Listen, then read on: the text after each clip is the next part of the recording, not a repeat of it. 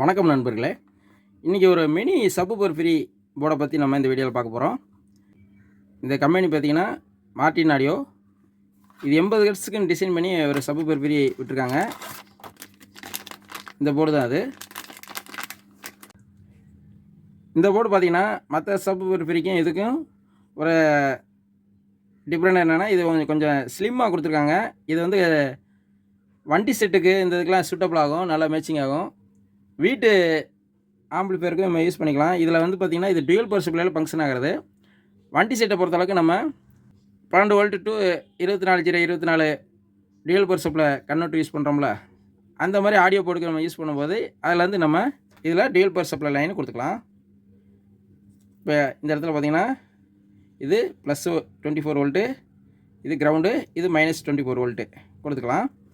இதில் IC number பார்த்திங்கன்னா 4558 IC போட்டிருக்காங்க.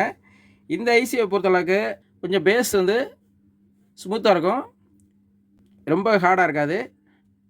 இதில் ப்ரீசெட் ஒன்று கொடுத்துருக்காங்க, கெயின் அட்ஜஸ்ட் பண்ணிக்கிற மாதிரி கொடுத்துருக்காங்க. அடுத்து அவுட்புட்டில் பார்த்திங்கன்னா ஒரு கண்ட்ரோல் ஒன்று கொடுத்துருக்காங்க.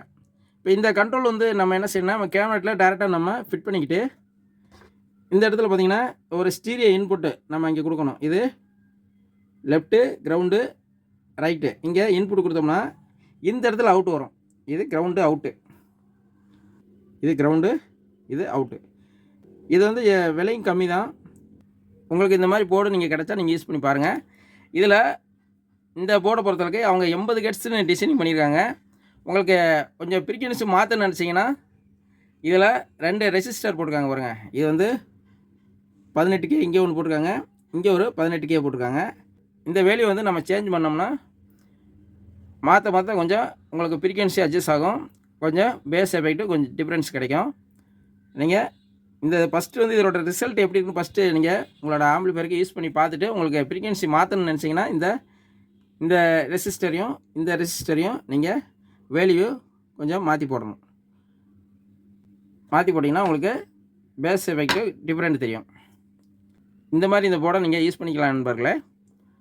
அவ்வளோதான் நண்பர்களே. இந்த வீடியோ உங்களுக்கு பிடிச்சிருந்தால் லைக் பண்ணுங்கள். மீண்டும் அடுத்த வீடியோவில் சந்திப்போம். நன்றி, வணக்கம்.